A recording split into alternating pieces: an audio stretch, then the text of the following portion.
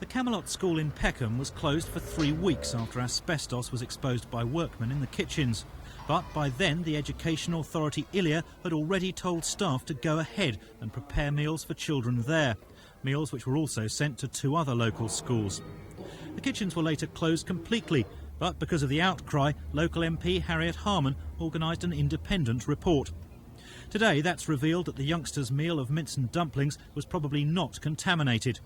Good news for children and parents, but not for ILEA's detection procedures. Well, I'm immensely relieved that none of the children are at risk, but we've had a very narrow squeak, and ILEA have got to improve their procedures, or next time there might be a disaster. Packed lunches became the answer for parents worried about just what their children might be eating. But their biggest anxiety was the lack of any quick action, let alone detailed information from ILEA.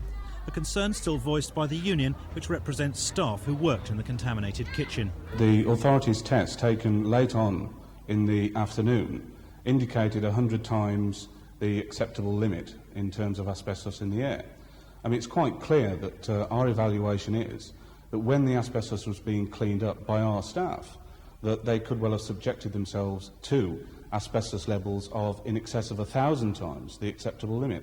That, of course, raises concerns about their health. The authority, as an employer, is very concerned about the possible or actual exposure of staff as well as pupils to asbestos.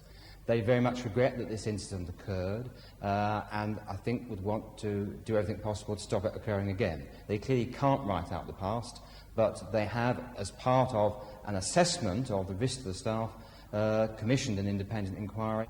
So while the fears of parents and children can now subside, the main post-mortem is still to come for the Education Authority while they await the verdict of the report that they've commissioned on the incident. Marcus Powell for Thames News.